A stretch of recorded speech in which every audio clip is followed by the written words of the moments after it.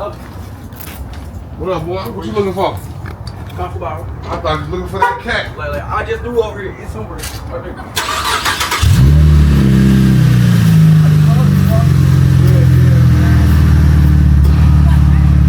You see, you got the ball on the vlog, man. On the series episode. Good job.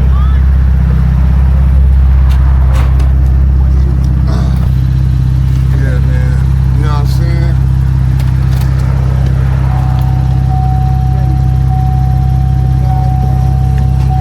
Finna go to my mama's house. You know what I'm saying? Get some grub. Let y'all meet the queen of it all, man. You know what I'm saying? Meet my other family.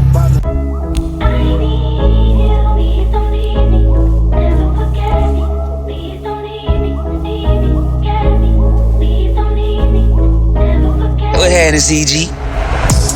Gotta believe in yourself. Times will get hard, but still believe that you will succeed at the top. Cause the struggle can make or break the way you view the world. Gotta believe. New generation. I remain King Rex. Been doing this for some time now. And all I motherfucking wonder is, Go ahead, it's EG. where my fucking flowers at? Where my fucking flowers at? Where my fucking flowers? I could transform you like Optimus Prime. Where my fucking flowers? I can show you how to get them games in a fucking hour. Where my flowers? But I need my flowers. Where my fucking flowers at? Where my fucking flowers at? Where my fucking flowers? I just stepped in the building, it's a tower. Turn my swag up just for an hour. I pull a bitch, she fresh up out the shower. That's the only girl that really gives my flowers. Where my fucking been through so much in this beautiful house. I can't even go through anything in this house, you know, it's beautiful. But I'm waiting on my mom to get off work. I'm gonna introduce y'all to my mom. Let her tell her side of the story of how she raised a son and played basketball, and her side of the story how I got diagnosed with mental health problems, you know, so yeah, we're gonna get to it, you know. This is my mom, beautiful mom. And this who raised me, you know. I'm Keisha Williams, mother of Rayvontae Adams. Well, it began a long time ago when you was young. You know, I used to think about, you know, how things was going to end up, you know, being a single mom. How was I going to keep you out the streets and keep you from being in gangs and keep you from, you know, just doing stuff like that. I used to think about that a lot, you know, knowing that I was raising you without a man in the home. So I knew that I had to do something to catch your attention in order to keep you off the streets, so I wouldn't have to be worried about that. And so you was probably about maybe about 7 years old.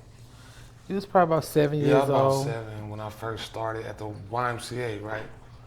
Probably a little, no, because I didn't start at the YMCA. I started at the apartment complex, yeah, when I bought you that basketball. Yeah. And, you know, went out there and helped you dribble with it a little bit. Not thinking nothing of it. Just, I mean, really what I had in mind was just to keep you off the streets. And, you know, like I say, raising a young man, just trying to figure out how I was gonna keep you out of gangs and out of trouble. And that was the best thing I can come up with was to put a basketball in your hand, or, you know, get you into sports. And not, you know, I didn't think nothing of it. That was my reasoning for doing what I did. Okay. The battle. To even let you visit with your daddy. I know. Yeah, it was. Because of the side of the tracks he was from. Yeah. You know, it was a battle. But I'm glad I fought the battle and let you still see your dad and let you, you know, get to know who your dad was. I'm glad I didn't follow suit on what other people was trying to tell me to do. But that, you know, again, that was the only thing that helped us was, you know, my dad too would, you know, taught you a lot of stuff about, you know, being a man and growing up and teaching you and taught you, you know, a lot of different things about life. And How to run a business, really. yeah, how to run a business. He taught you a lot of stuff. Yeah. You know, besides that basketball, my dad taught you a lot of stuff. You know, a lot of stuff. I give a lot of credit to him. And it's on like, that. it's like, fast forward into like I had the options where I could have went bad, went good, you know. And I'm proud that God took me, you know.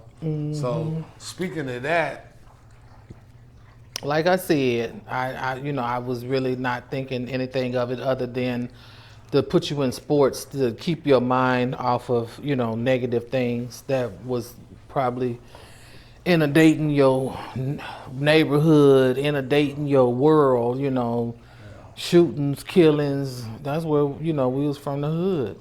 You know what I'm saying? So that's what we was raised with. That's what we knew about, you know. yeah, And so the things that I did was put you in basketball. So your first year, I put you at the YMCA. Coach Mo was there at the YMCA. You was probably about eight years old. yeah. And I still didn't think nothing of it. I just wanted you to be on the winning team. I didn't want to hear about you losing all the time. I remember I told Coach Mo the first time I met him, I think one of the things I told him, I think I remember that day I too. told him, I said, I hope he ain't on the losing team. And Coach looked at he said, no, we on the winning team. I said, okay. And I left it at that. And I'm telling you, after that, it was all she wrote. Everything. That's when I realized you was good. You know, that you had the skills, that you was elevated in the sport, because Coach would come back and tell me like good stuff, and you know, all the time he would come back and be like, you know, your son pretty good at this. I was like, oh, is he? You know, again, still not thinking anything of it. You know, just like I said, I wasn't intending you to play sports to go and be in the NBA or nothing. I was just trying to keep you off the streets. And as a young girl, being a single mama, that's the only way I knew how to do it. Yeah. You know what I'm saying? That I knew that would do it. You know, so I said, well, if I get him liking sports and stuff like that, he'll want to get into that, and you know. He was right too. And so that was one of the things but that's how I figured you was pretty good at it, because Coach Mo would always come and tell me all the time how good you were, and how good of a game you had, and how many points you did, and this and that, and you know, I didn't really think of it as serious. And for a long time, you know, I didn't even look at it like that. I said, I just looked at it for you to just get out the streets. Okay. Well, you know, I think when I start making it when I start really making it a priority when you got into high school, I was going to more games like your senior year. But when you was younger, I didn't go to a lot of games. I really didn't know the severity of it, to be honest with you. Because like I said, I wasn't trying to do this for you to get you into NBA. Yeah, I didn't know the levels on it. That was my whole objective, is to keep you out, and it worked, you know, because pretty much I never had to worry about where you was at. I always knew where you was at. I never had to be like, where Rayvontae at, you know, and if he at the park playing basketball, or he at the YMCA, you know, He was at the gym every work. day at the gym. That's where you was at. I never ever had to look for you or worry about where he was at ever. You know, so I thank you Jesus for that, because that could have been a different story. Yeah. You know what I'm saying? Considering, you know, where you come from. You know what I'm saying? Right. But I thank God for that.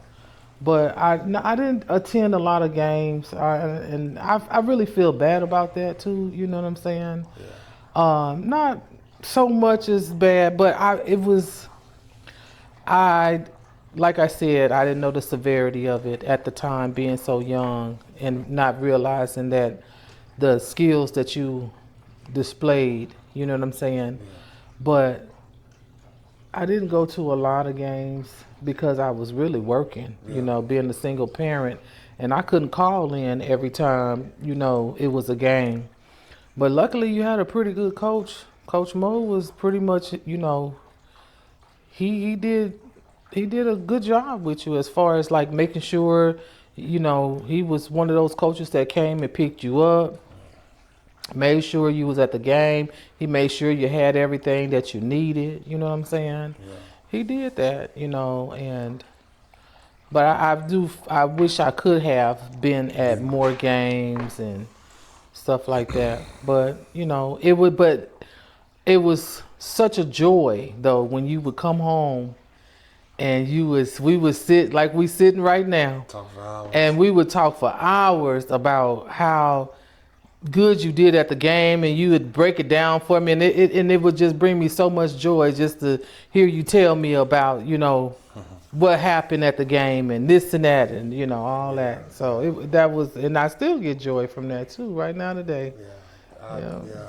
And it was joy. I couldn't wait to get home, and I didn't care about who saw the game, who thought I did. I couldn't wait to get home and tell my mama how I did. Yeah. Like, I knew she I had remember that. genuine love and really happy for me. Yeah, I remember that. Yeah. I remember that. Them was some good days. Yeah. I really do wish you had a better support system though, because I know your support system wasn't that good. You know what I'm saying? I wish you did. There. Yeah, you was out there by yourself. By You myself, against the world. Against You the world. was. You know, I probably should have made. You know, and sometimes I think about I probably should have made more effort to try to be out there for you. But, you know, like I said, for a long time, I really didn't take it that serious, to be honest with you. For a long time, I really didn't, because I really was just doing this, you know, for you to get out, not to be in the streets, you know, and be running wild and stuff. And that was the reason why I did that. Yeah. So for a long time, I really didn't take it that serious. You know, I guess I wasn't as serious as you was with it, because you knew the skills you had and the development you had, you know, and stuff like that. But yeah, that's perfect. I say Dad died.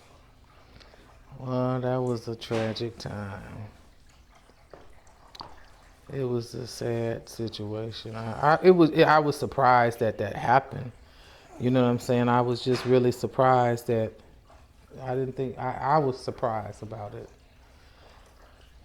And that's why I say, you know, in the beginning, why I was glad that I did fought and make that fight and go against what everybody else was saying to let you deal with your father. Yeah. You know, understand what I'm saying? Regardless of the situation at hand.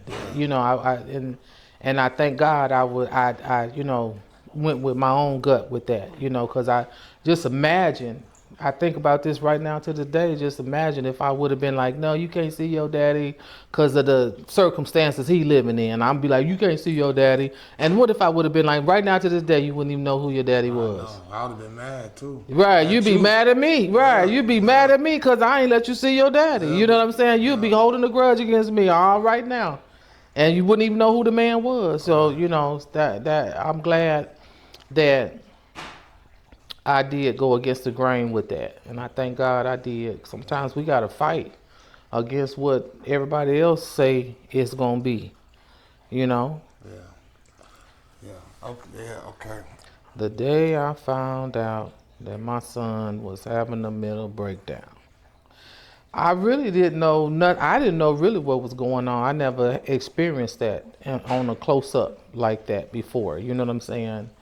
It was really heart wrenching and heartbreaking to see your child out there going through that.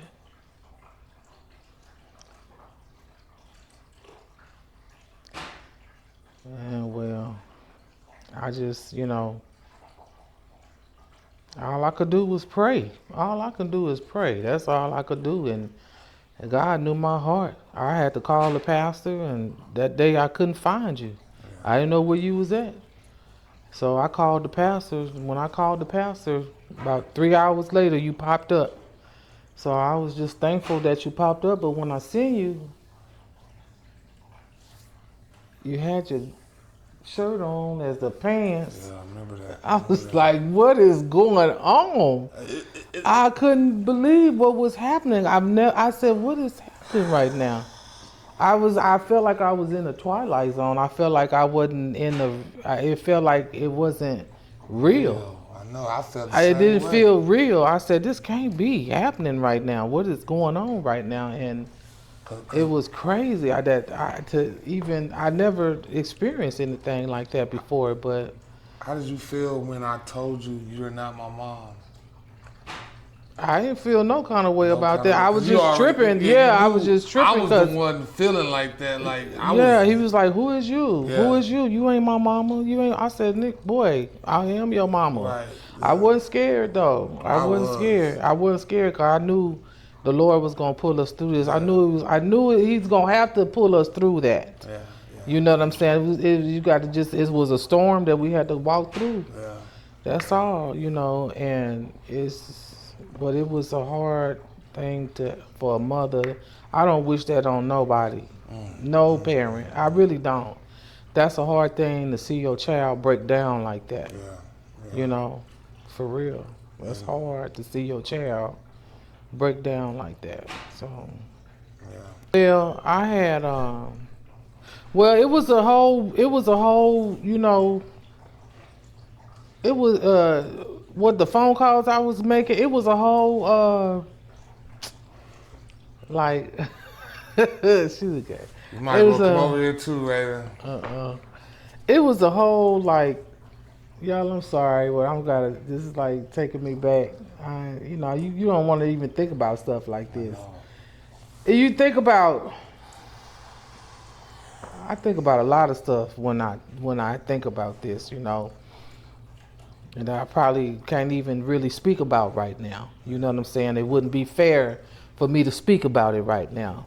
Or I don't even want to take myself to that level to even speak about it. But the phone calls that I was getting was like, you was supposed to go back to Arizona. You was like, Mama, I'm going to be a man, and I'm going to take care of myself, and I'm going to be a man, and I'm going to go take care of myself, and I'm going to move back to Arizona and take care of myself, and this and that and that and this. And I'm going to be a man. I said, okay, baby, go ahead and do what you got to do, So you was supposed to be on your way back to Arizona.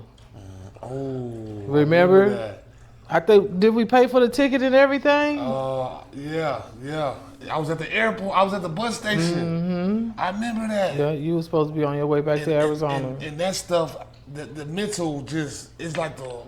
And next thing, what happened? I think my auntie had called me and said, or Pooh, or one of your cousin or somebody had called and said, "Where's Rayvontae at? He ain't come out here."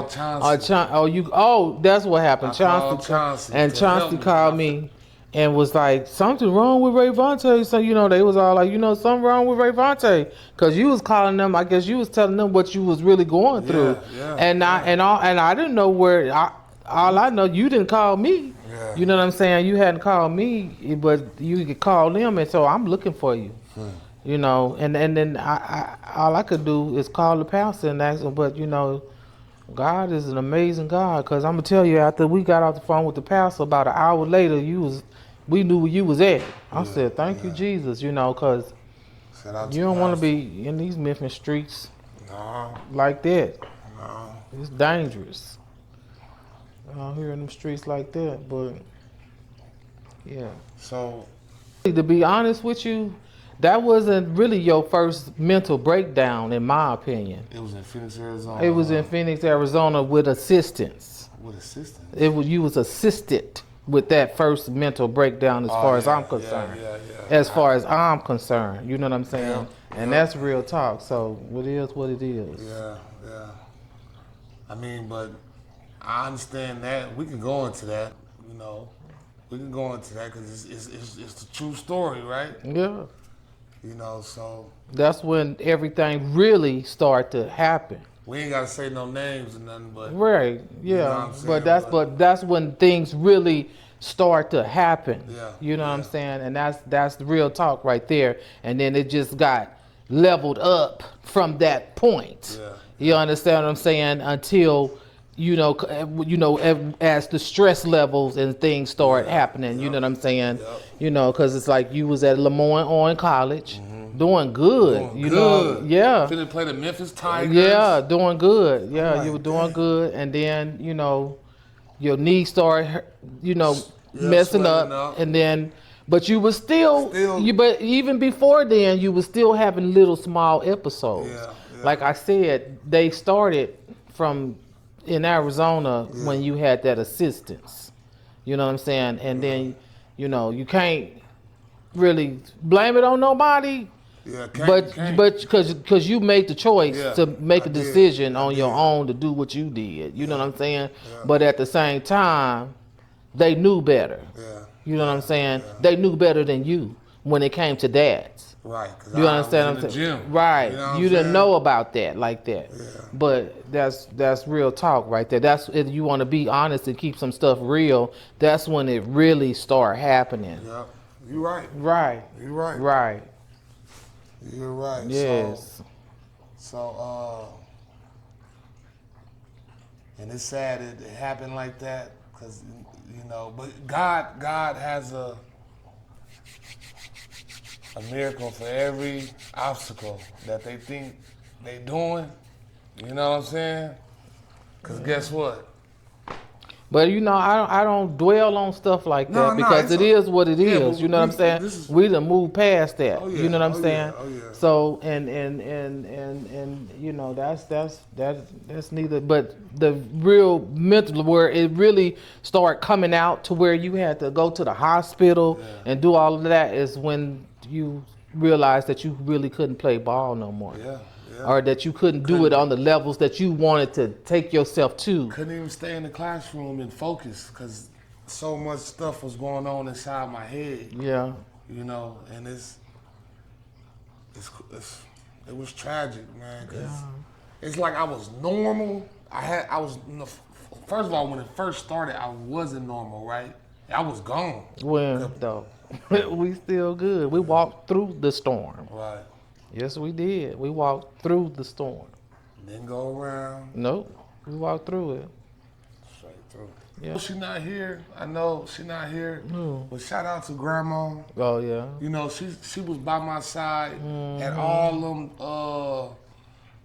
doctor visits. Visit me in the hospital. You came too, but she was at every appointment. So, now, I thank y'all, my mama, Raven, aka Zaria, or Zaria, aka Raven, for and everybody in this household, not just y'all, our family that's in this household, and cause there's people out there with mental illness problems, ain't got no family to lean on, and that was my biggest thing that I had support. Yeah. That make a difference. It makes a difference. But it's hard. I'm gonna tell you something. It's hard for a mom to sometimes deal with that. Just the way I had to deal with it. Yeah. It was hard. Yeah. You do feel, because for one, you be embarrassed. You be like, hey, my son over here talking to himself. Yeah. You know what I'm saying? Yeah. What's going on? You know what I mean? You be embarrassed about it. Yeah. You the way it affects you affects me too. Yeah. You know what I'm saying? So it's a hard thing to have to deal with. Yeah. But God is good. Yes, He is. He is a good God. Yeah. Thank you, Jesus. And you had a praying mama. Yes, and that's what make a difference. You have a praying mama. Yeah, most definitely. And So I just want to thank you for being there for me. Oh, you looking up like an old man. I'm old now. Talking about I'm finna get back in the game. You know, I love you, Oh, mama. I love you too, baby. You know, thank you for being there for me. And the only way I can not replace, but give you back what you gave to me. You do good. I'm proud of I you, know, baby. I'm proud of you because I don't know too many people can go through what you go through and be standing up like you standing up Still right happy, now. Happy every day. Man, like I said, and be standing up here doing what you doing right now and pushing through and doing. I don't know too many people that can go through what you done been through and come out with the sun shining. Please, I don't know too many people that can do it. So you all right, baby. I'm proud of you. I don't care what nobody say, what nobody do. I'm proud of you, baby. Yeah. Real talk. I don't know too many people that could do it. I'm here to tell you before I count them checks, I had to turn around and face